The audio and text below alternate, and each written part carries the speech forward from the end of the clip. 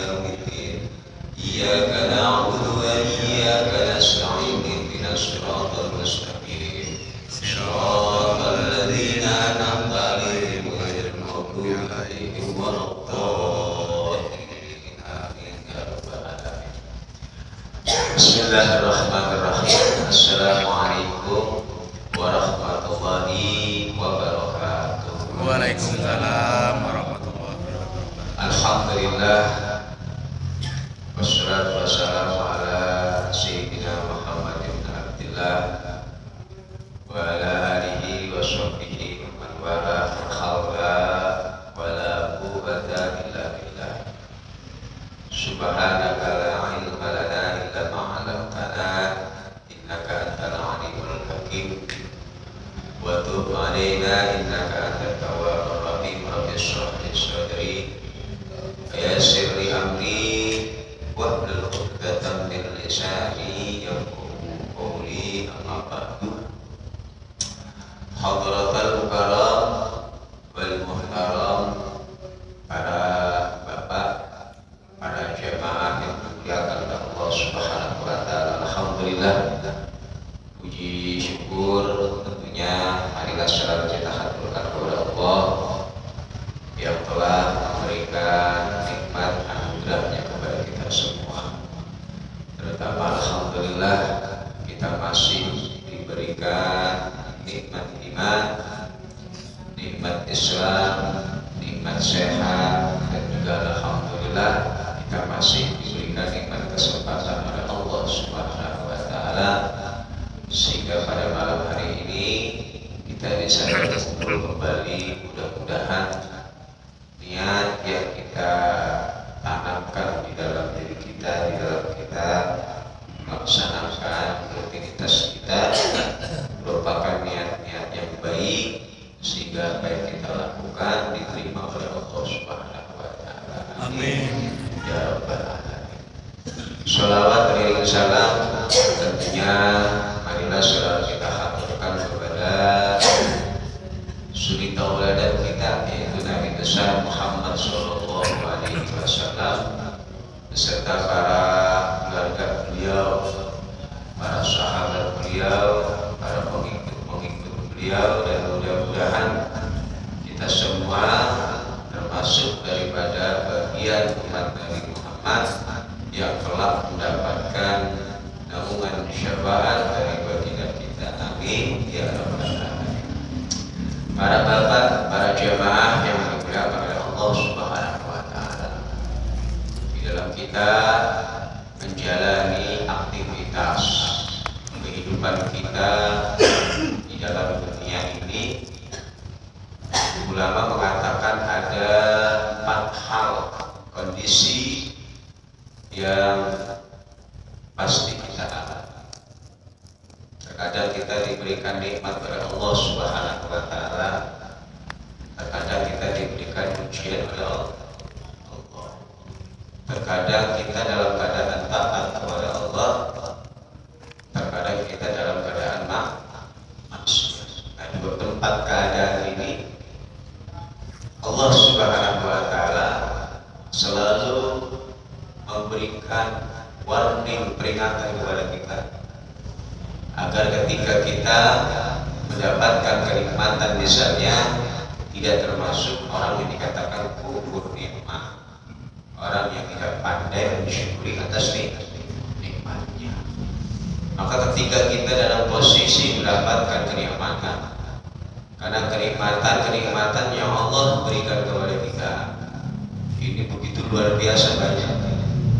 Maka Allah katakan wa in ta'uddu ni'matallahi la tuhsuha. Apabila kita berusaha untuk menghitung-hitung dari kenikmatan yang Allah berikan kepada kita, niscaya kita tidak akan sanggup menghitung berapa banyak nikmat yang telah Allah berikan kepada kita. Nikmat sampai dengan hari ini, dari mulai nikmat sehat jasmani rohani, nikmat kita bisa merasakan makanan yang lezat, nikmat kita bisa tidur, nikmat kita bisa beraktivitas, nikmat kita bisa melihat, nikmat kita bisa berjalan, nikmat kita bisa berbicara. Begitu banyak nikmat-nikmat yang Allah berikan kepada kita. Jangan sampai kita termasuk orang-orang yang dikatakan kufur nikmat kalau kita tidak pandai mensyukuri atas nikmat-nikmat Allah. Maka mensyukuri atas nikmat yang Allah berikan ini adalah fi'lun yubna, satu perbuatan atau satu ekspresi ya yang dilakukan oleh seorang hamba ya kepada zat yang telah memberikan nikmat kepada kita. Jadi perbuatan atau ekspresi yang kita utarakan, yang kita lakukan atas nikmat yang kita rasakan, kita ekspresikan kepada zat yang telah memberikan nikmat kepada kita. Nah, kebanyakan kita ini di dalam mengekspresikan rasa syukur kita yang sama. Ya, ketika dia mendapatkan rezeki misalkan, dia ekspresikan rezeki yang Allah berikan di jalan-jalan yang tidak Allah ridhoi, buat nyawe, katanya bagi-bagi. Ini kan contoh yang tidak baik. Ya, sedangkan hal tersebut ini dilarang oleh syariat. Maksudnya mempertontonkan daripada aurat seorang perempuan, malah kita dukung ya agar lebih apa bahasanya luget lagi cara geolnya kan begitu kan, biar luget geolnya. Nah, berarti kita termasuk orang yang membantu seseorang untuk bermaksiat. Man a'ana ala maksiatin, siapa orang yang membantu seseorang di dalam kemaksiatan, walau bisitri kalimatin, walaupun hanya dengan separuh kalimat kita bantu ucapan walaupun sedikit, karena syarikat lalu, maka kita termasuk orang yang bersekutu di dalam melakukan kemaksiatan tersebut. Jadi sama dosanya dengan orang yang melakukan kemaksiatan dengan kita yang membantu terlaksananya perbuatan maksiat, dosanya sama. Ya, maka perlu kita memahami bagaimana mengekspresikan rasa syukur kita atas nikmat yang Allah berikan kepada kita. Yang pertama tentunya dengan lisan kita, dengan kita berusaha untuk bertahmid alhamdulillah ala kulli hal, atas keadaan yang telah Allah berikan kepada kita. Kita selalu memuji Allah dengan lisan kita. Ini bukti ekspresi rasa syukur kita dengan lisan. Dan juga kita ekspresikan rasa nikmat yang telah Allah berikan bil qalbi, dengan hati kita, bahwa kita meyakini apa yang kita rasakan sampai hari ini, kenikmatan-kenikmatan yang kita rasakan itu semata-mata anugerah dan pemberian dari Allah Subhanahu wa Ta'ala. Dan ketiga, kita ekspresikan dengan perbuatan yang baik, yaitu dengan kita berusaha menjalani perintah-perintah Allah, menjauhi larangan-larangan Allah. Ini bukti ekspresi kita di dalam mensyukuri atas nikmat yang Allah berikan kepada kita. Nah, duduknya kita di tempat ini salah satu bukti atau cara mengekspresikan nikmat sehat dan nikmat akal. Dikasih sehat oleh Allah, kita gunakan untuk duduk bersama-sama. Pertama, melaksanakan sholat maghrib berjamaah, kemudian kita lanjutkan dengan taklim.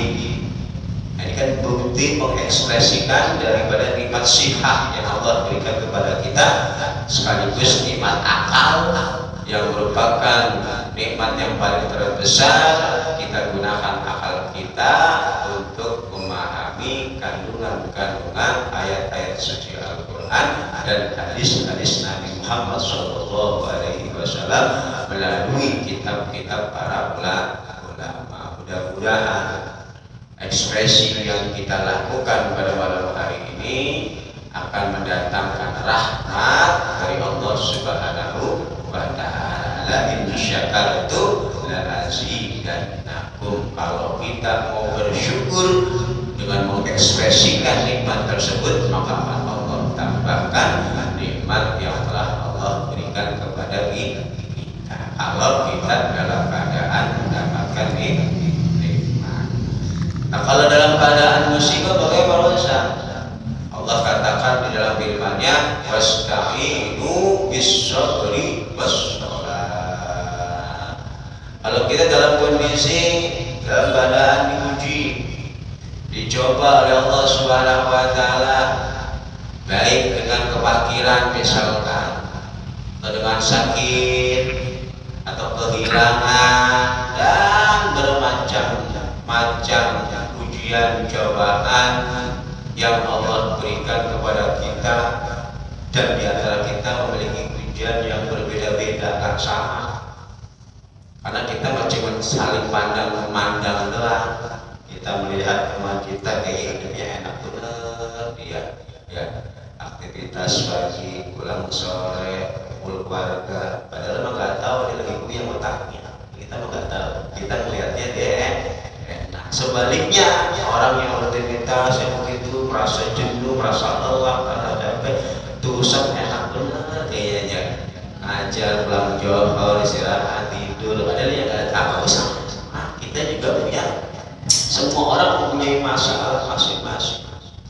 Semua orang mengalami ujiannya masing-masing, karena Allah telah tegaskan di dalam firman-Nya bahwa kita hidup di dunia ini pasti akan mengalami yang namanya ujian. Wa lanabluwannakum bisyai'in minal khawfi, sungguh akan aku uji kalian semua bisyai'in dengan sesuatu. Apa sesuatu itu? Diantaranya minal khawf, dari rasa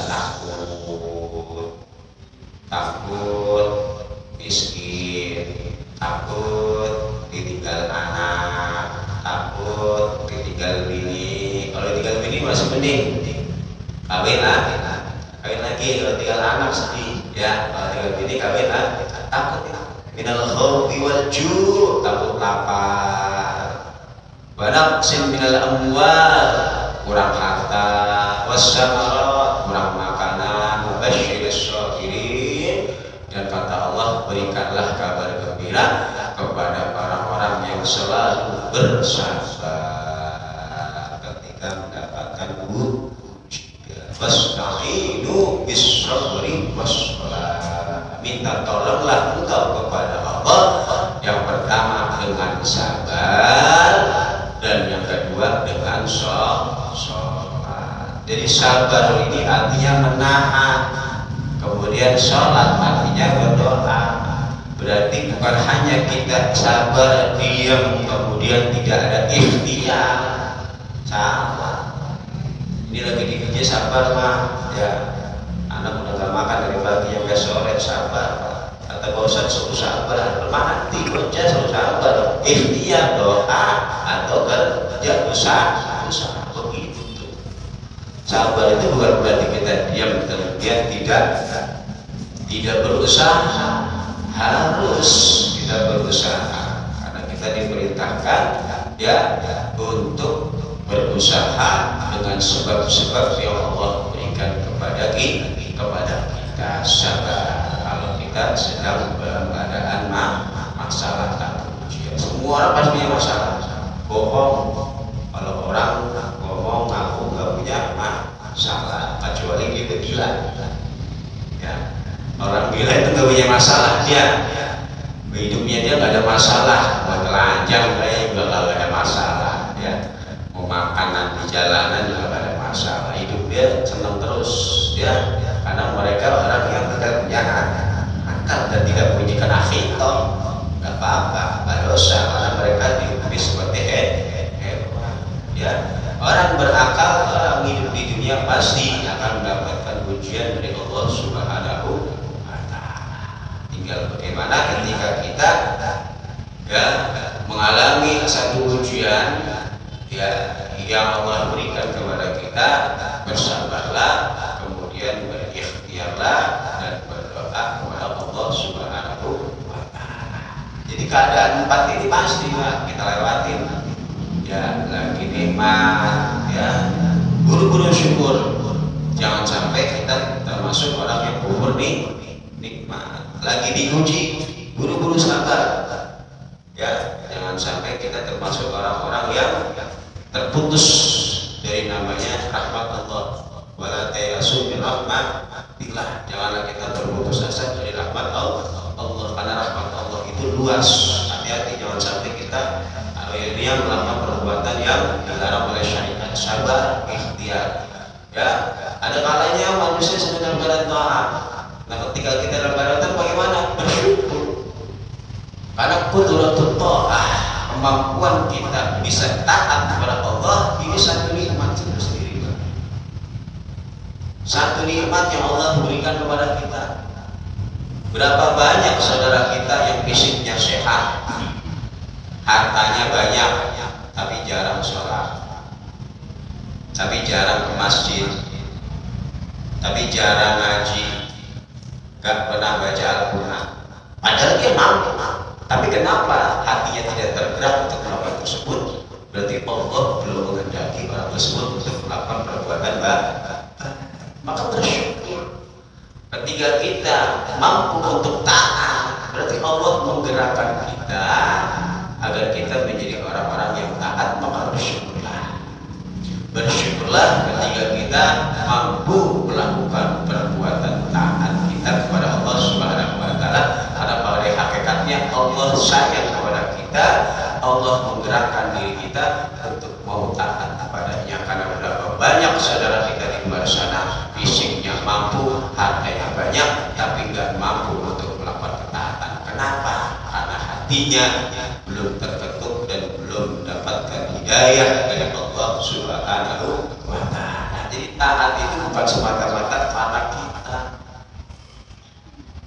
bukan semata-mata saya yang bertakwa, saya yang sholat sunnah. Itu dorongan dari Allah Subhanahu la haula wala quwwata illa billah. La haula, tidak ada daya dan upaya bagi kita untuk melakukan perbuatan taat kecuali semata-mata karena Allah Subhanahu wa Ta'ala.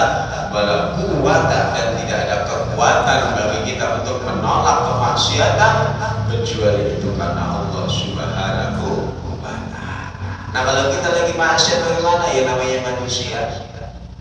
Mahalul isyan wal khata, tempatnya salah dan lupa. Buru-buru minta ampun, buru-buru tobat, buru-buru tutup dengan istighfar.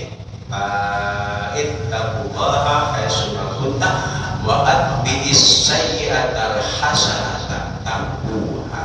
Kalau kita lagi lalai, buru-buru melakukan perbuatan baik, minimal dengan istighfar. Karena nggak ada manusia yang full suci, nggak ada. Full suci nggak ada. Cuma kita Nabi besar Muhammad Shallallahu Alaihi. Nah, kalau kita banyak lalainya, ya. Namun bagaimana sikap kita ketika kita dalam keadaan lalai, dalam keadaan maksiat, buru-buru kembali atau bertobat kepada Allah Subhanahu wa Ta'ala, maka kita semua akan dihapus oleh Allah. Maksiat lagi, tobat lagi, maksiat lagi, tobat lagi, nggak apa-apa. Ya, yang penting jangan disengaja. Ya, marinya matinya pas lagi maksiat lah repot. Ya, matinya pas lagi maksiat. Nah, ini 4 keadaan yang pasti kita alami dan kita jalani ketika kita hidup di dunia ini, dalam keadaan mendapatkan nikmat, dalam keadaan mendapatkan ujian, dalam keadaan taat kepada Allah, dan dalam keadaan bermaksiat kepada Allah. Dan kita harus bisa mengantisipasi 4 keadaan ini agar kita selamat dunia maupun selamat di akhirat. Hadirin jamaah yang dimuliakan oleh Allah Subhanahu wa Ta'ala. Nah, kita melanjutkan lagi tentang pembahasan fikih kita. Jadi seminggu fikih, seminggu akhlak tasawuf, ya, biar imbang keilmuan kita. Nah, pada pembahasan yang lalu-lalu kita masih membahas tentang masalah air yang suci dan mensucikan, yaitu syaratnya harus ma'ul mutlaq, air murni. Maka tidak bisa digunakan untuk bersuci. Kemarin kita bahas yaitu ma'ul mustakmal, air yang sudah digunakan untuk bersuci atau menghilangkan najis. Nah kemudian selanjutnya wa ghairu mutaghayyirin, dan air yang murni tadi ini air yang tidak berubah, ya, taghyiran kasiran, dengan perubahan yang nampak. Ya, bagaimana bentuk perubahan yang menampak tersebut? Bihaisu yamna itlaqos milma'i alaihi bi an taghayyara ahadu sifatihi min ta'min aw launin aw raihin walau takdirian, yaitu dengan gambaran bahwa kemurnian air tersebut ini sudah rusak, yaitu telah berubah salah satu dari sifat airnya, yaitu warnanya sudah berubah, atau baunya sudah berubah, atau rasanya sudah berubah. Berarti sudah hilang sifat kemurnian air tersebut. Walaupun perubahannya ini secara perkira-kiraan, nggak secara kasat mata, nggak secara rasanya, nggak secara baunya. Ya, contohnya seperti air bunga mawar yang kita beli kalau ke kuburan itu tuh yang di botol. Itu sudah dikatakan air yang berubah dengan perubahan yang drastis, yang air tersebut tidak boleh digunakan untuk bersuci karena air tersebut sudah berubah. Walaupun perubahannya ini secara takdirian, nggak nampak secara kasat mata, warnanya bening sama seperti air murni, baunya juga nggak begitu menyengat, rasanya juga sama, cuma dia sudah tercampur dengan sesuatu yang lain sehingga merubah kemurnian air tersebut. Contoh air kopi, air susu, air teh, itu kan sudah merusak kemurnian air tersebut, sudah berubah warnanya atau baunya atau rasanya. Kalau kopi rasanya apa? Air kopi pahit, kalau campur gula baru manis. Kalau kopi pahit, ya kalau kopi campur gula manis. Kalau air susu manis, air teh pahit tapi warnanya kuning merah, ya kan berubah, nggak bisa digunakan untuk bersuci, nggak bisa. Aukala at-taghyiru bima al-udwil mutatahhir fil asl, atau perubahan air tersebut ini disebabkan sesuatu yang ada di anggota tubuhnya orang yang bersuci. Ya. Jadi bukan karena dicampur, tetapi perubahan tersebut karena sesuatu yang ada di anggota tubuhnya orang yang bersuci. Ya, contohnya ya aidi ankan alainahu sadrin aw ja'faran. Gambarannya bagaimana? Dengan gambaran pada anggota badan orang tersebut ini terdapat minyak ja'faran, misalkan fataghayyara al-ma' bihi fa innahu yadurru, kemudian air tersebut menjadi berubah.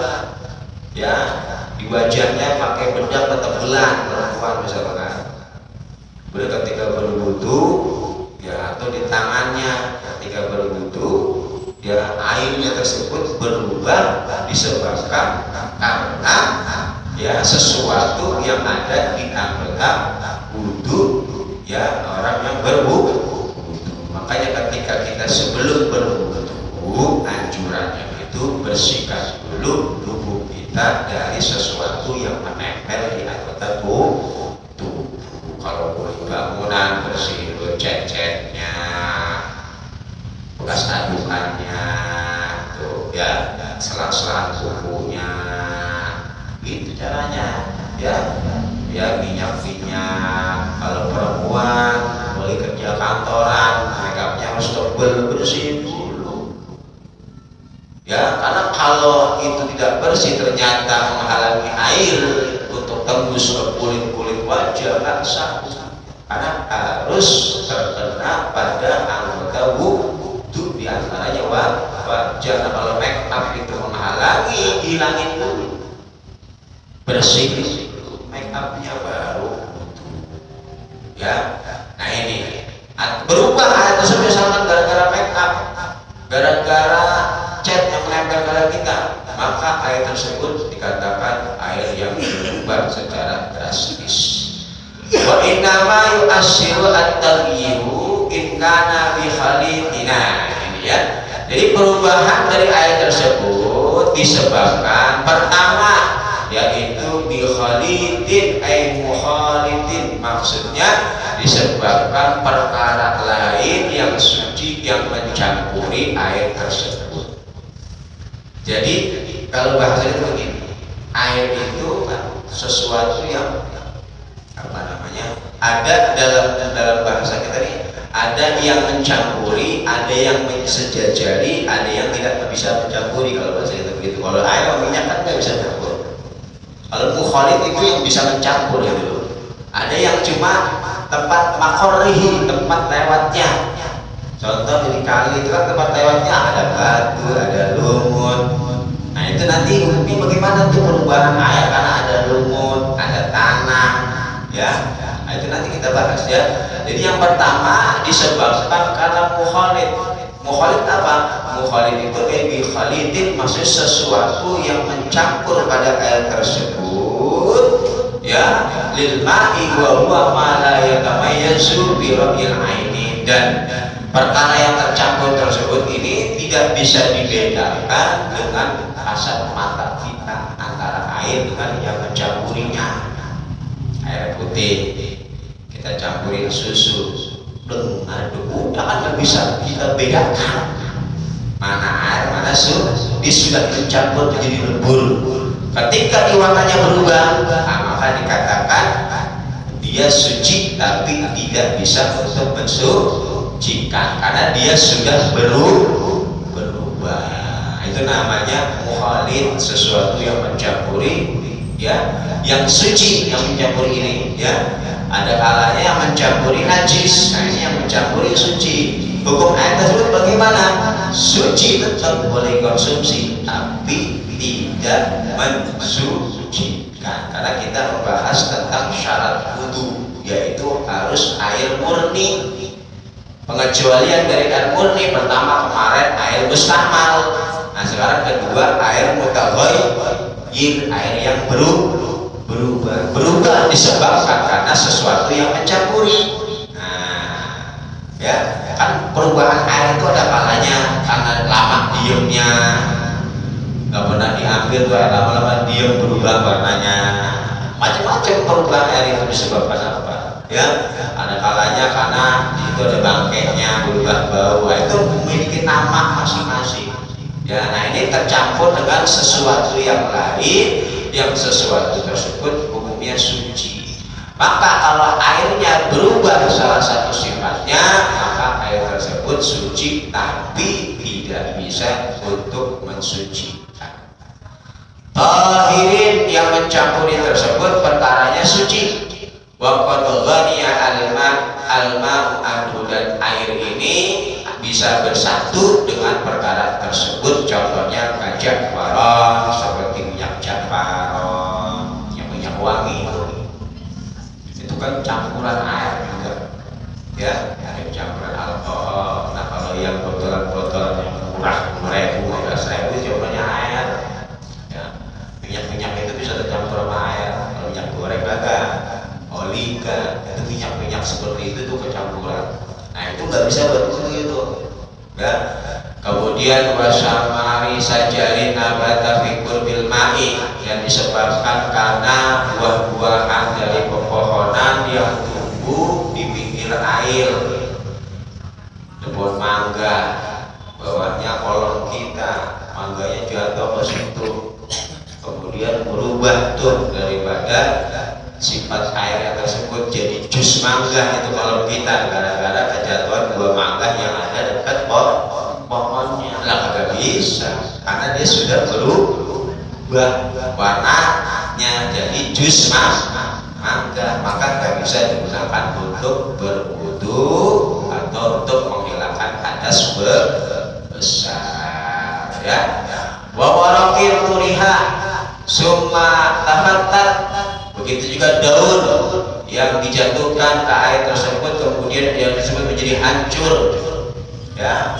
Contohnya ya, zaman kecil dulu tuh jadi miara ikan cupang ya, biar dianya badannya hitam pakai daun apa namanya, ketapang ya. Itu kalau ikan cupang taruh daun ketapang airnya warnanya hitam, biar maksudnya bulu ya, biar medoknya luar biasa. Itu berubah itu gara-gara daun ketapang ya, berubah airnya, maka dia nggak bisa mencucikan disebabkan tercampur sesuatu yang suci dan dia berubah. La turabina, kecuali tercampur dengan debu. Kalau debu tetap air tersebut dihukumi suci dan mensucikan. Contohnya seperti Kalimalang, air sumur. Air sumur kalau kita bubuk akan butek dia karena debunya kayak tanahnya, karena itu bagaimana Pak Ustadz hukumnya kalau campur tanah warna dan menjadi coklat, cuci dan mensucikan. Ini pengecualian. Wa milhin, dan juga garam, milhi ma'in, garam air laut ya, itu kan kecampur garam ya, zat garamnya itu banyak kalau di laut itu ya, rasanya berubah asin, bisa tetap digunakan untuk bersuci. Dalam artian air tersebut suci dan mensucikan. Wala inkana at-taghyir bimilhin sanin minal ma'i bil milhin nasyin minal ma'i fa innahu la yadur aidan liqaunihi munaqidan minal ma'i. Kemudian wa inturihabihi ya, walaupun tanah atau garamnya ini sengaja kita cemplungkan ke air tersebut, tetap suci dan mensucikan kalau dua hal ini, karena dia sifatnya memang suci dan mensucikan, dan dia merupakan sifat asli daripada aslul khilqahnya dari tanah dan garam itu. Ada kolam gede kita alurin garam sebuah, biar orang butuhnya pakai air asin apa ya, agak bang.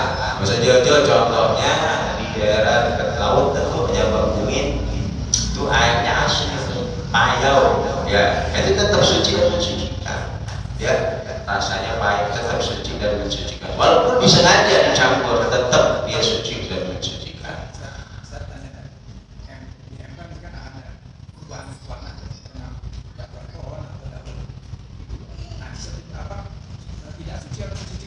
Itu tadi diantara yang tidak ya diberi dua bola, diantaranya yang dikatakan suci tapi tidak mensucikan tadi yang dikatakan wasamarin syajarin nabata puriba alma wa warokin turiha, yaitu air yang di situ di dekat yang kejatuhan buah-buahan dari pepohonan yang tumbuh di sampingnya atau daun yang jatuh ke air tersebut, kemudian buah-buahan atau daun tersebut hancur sehingga merubah kemurnian air tersebut, maka air tersebut dikatakan suci tapi tidak mensucikan karena tercampur dengan sesuatu yang lain yang merubah kemurnian air tersebut.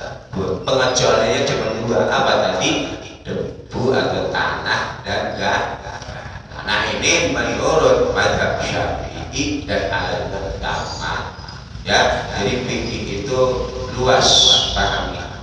Jadi kalau ada yang mengatakan tetap suci, banyak ya, memang banyak. Jadi fikih itu bahkan nggak ada yang namanya air mustahmal, itu nggak ada.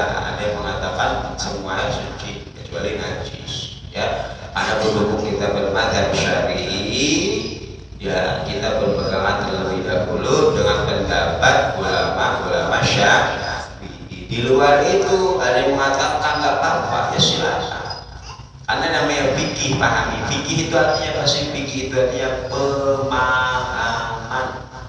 Fikih. Ya, makanya fikih ini pemahaman ulama. Pemahaman dari mana? Pemahaman dari Al-Quran dan hadis Nabi.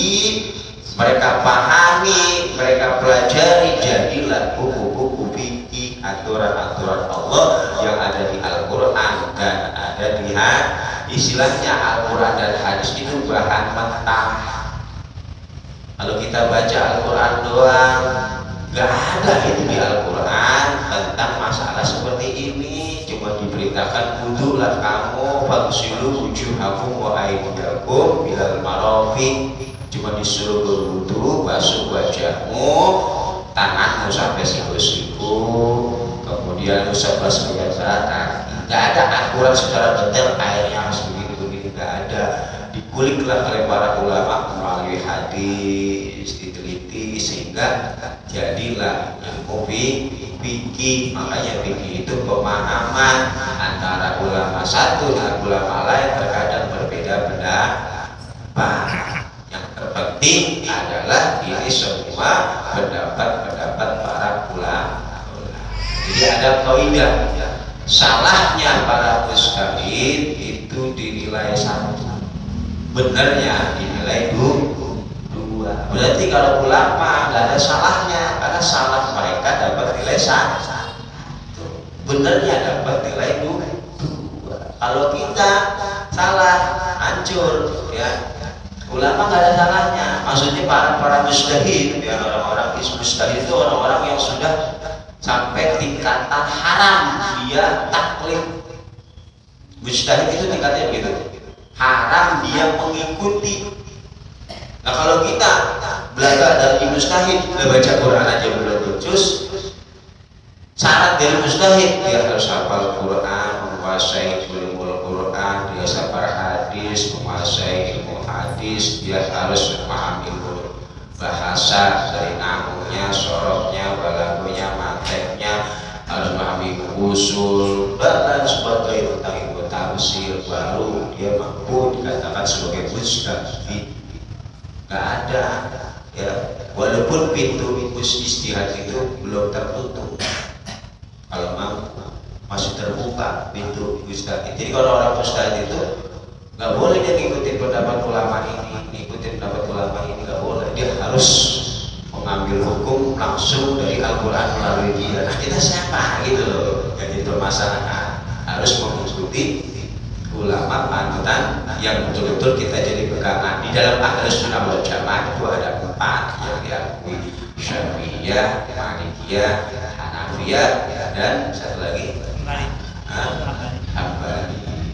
Ini semua pada Ahlus Sunnah wal Jamaah, silahkan. Saya mau mengikuti madhab Maliki aja, silahkan belajar madhab Maliki. Ahlus Sunnah sama.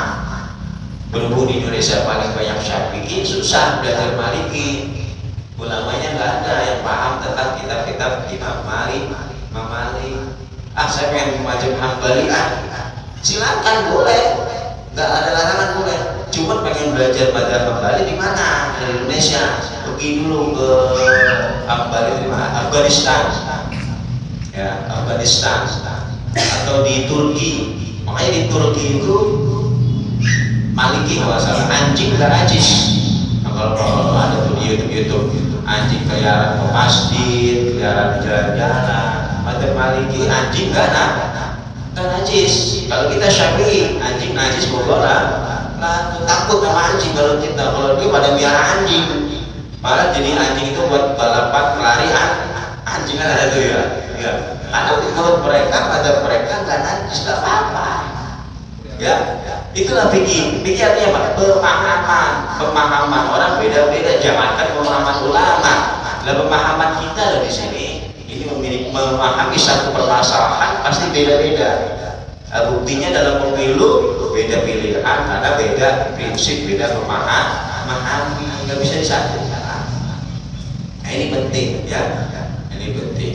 Jadi fikih itu artinya pemahaman. Nah, jadi kita di sini sedang memahami, mempelajari pemahamannya ulama. Jadi menurut ulama yang sahih, air tersebut tetap dikatakan air yang suci tapi tidak mensucikan. Pendapat ulama lain ada yang mengatakan tetap dikatakan suci dan mensucikan. Ya, contoh lagi yang lebih ekstrim lagi dalam kitab Bughyatul Mustarsyid itu dikatakan kullu raus, ya, atau setiap kotoran itu semua suci. Ya, hatta rausal qalb wal hinjil, bahkan sampai kotoran anjing dan babi, illa rausal adamiyah, kecuali kotoran manusia. Itu kotoran, bukan yang kencing ya, bukan kira najis, kotoran ayam, kucing, burung, gajah, kambing, hatta, bahasanya hatta itu kan goyang sampai bahkan kotoran anjing dan babi, kecuali kotoran kita. Kalau kita nggak suci, itu ada ulama yang mengatakan begitu. Nah, cuman kita bermadzhab Syafi'i dan kita mengambil pendapat yang kuat bahwa yang namanya kotoran itu najis. Nah, pendapat seperti itu dipakai kalau lagi dalam keadaan darurat, belum ada pakaian lagi, belum ada pakaian, atau dalam keadaan nggak memungkinkan, contoh pergi haji. Dalam madhab Syafi'i bersentuhan batal, tidak madhab itu gunakan dalam keadaan tertentu saja, tak masalah. Ada yang mengatakan tidak masalah, kita tetap berpegangan dengan pendapat ulama yang menjadi panutan kita. Jadi kita kalau paham hukum, paham agama, luas pemahaman, nggak mudah nyalain orang. Ya, ada orang sholat ada yang mengatakan sholat itu bergerak lebih dari 3 kali kalau batalkan. Ada dalam madhab Syafi'i 3 kali batal, madhab lain nggak batal. Jadi benar kita tetap madhab Syafi'i gitu loh, jangan ikut-ikut tadi. Karena kita nggak tahu pengambilannya dari mana, dalilnya dari mana. Tapi kalau madhab Syafi'i kita ada jalur pengambilannya, mata rantai keilmuannya. Saya dari guru saya dari guru saya tuh ya. Nah, kalau kita ngikut-ngikut orang yang gak jelas, nah ini aja ya, gak usah menyalahkan. Jadi intinya seperti itu, ini penting ya. Kemudian kita lanjutkan lagi, mana tadi? Wala yadullu takhayyurun la yamna'ul isma likillatihi walau ihtamala, dan tidak mempengaruhi atas kemurnian air perubahan yang sedikit, walau perubahan tersebut ini masih ihtimal bi ansyuka in kasura, ya, ahwa kasura ahwa kasirun aw qalilun, dengan gambaran ini berubahnya banyak atau sedikit, ini masih diragukan. Misalkan air 1 ember, kemudian kecemplungan daun ketapang, kita lupa ngambil, pas kita lihat, wah ini air kecampuran daun ketapang warnanya berubah atau belum ini kan? Nah, ini kan namanya muhtamil. Jadi perubahannya tidak drastis, maka pilihlah bahwa air tersebut tetap suci dan mensuci. Kalau masih dilakukan perubahan air tersebut, bukan kalau udah jelas-jelas berubah, warnanya sudah berubah, hitam, parah, ya. Ini maksudnya perubahan yang sedikit yang tidak merusak kemurnian air tersebut. Contohnya seperti air pam. Air pam itu bukan air olahan, ya, air karimalang, air kencing, ya, air kotoran diolah dengan pemerintah. Nah, ngolahnya kan otomatis pakai obat kapori. Nah, ini kan namanya mukhalid nih, yang nyampurin tuh. Ya, udara bersih murni disalurkan ke keluarga, ya, sampai keluarga bau-baunya udah beda, rasa-rasanya ada beda. Nah, itu perubahan sedikit nggak masalah, perubahannya tidak drastis. Beda kalau udah berubah, pas udah berubah bagaimana? Wah, ini bukan air lagi namanya, ini udah kaporit. Nah, udah berubah. Kalau itu kan masih dibilang air, walaupun ada perubahan tapi sedikit, itu tidak masalah. Yang menjadi masalah ketika perubahannya ini drastis. Contoh air segelas dicampur kopi sesaset diaduk, kok Anda masih bilang itu air murni? Nah, berarti di otak kita yang agak beres kalau itu namanya udah kopi. Apalagi seduhnya pakai air panas, disandingin sama pisang goreng, udah ngopi, bukan lagi minum air putih namanya, lagi ngopi, udah berubah itu air, bukan murni lagi, bukan minum air kopi, bukan minum air putih, tapi minum air kopi. Kalau kan teh minum air teh. Nah kalau air favorit di Jakarta kita butuh, tetap namanya butuh pakai air putih, bukan air favorit. Berubah, tapi perubahan yang tidak drastis itu masih dimaafkan. Nah, ya mudah-mudahan ya dari sedikit pembahasan kita ini bisa kita pahami. Jadi gak usah ragu bagi orang yang rumahnya pakai air dari tap, walaupun di situ ada bau-bau favorit ya, tapi kalau untuk dikonsumsi makanya nggak kurang enak ya. Kita cari air sumur atau beli ya, kita tetap dikatakan suci dan mensuci. Rabbana fa'na bima 'allamtana rabbi alimna alladhi yanfa'una wa kita fatiha lana wa qarabatin lana bi dinina wa al-kutil muta wa dzakara wa wafiqna wa bikum lima tardani qawlan wa fiqla qurama wa rizqul halalan daima wa akhirat wa man akhbara bil khair wa taqabbala syarabana wasmina kulla surut wa akhira biridha mika wa yaqbi anna rabbana qala min qabla an ta'tiya rusul Qawbi wasdur anta aqdaman syadar wa salatu laida wa salatu sabah manal haqqika ana wal wafa bi kitabina shishiba wal ali kirami sallallahu wa sahbihi masabil ulara wa mahdina bi hudab wa ja'alna liman isabiri taqbala tuballina wa liham siwak wa la tajalna liman khalafa amrak wa asaq wa subhanallah wa ni'mal wakil ni'mal maula wa ni'mal nasir wa la hawla wa la quwwata illa billahil Rabbi dan Allahumma wa tahiyyatu liya salam wa akhiru da'wana alhamdulillahi rabbil alamin. Assalamualaikum warahmatullahi wabarakatuh.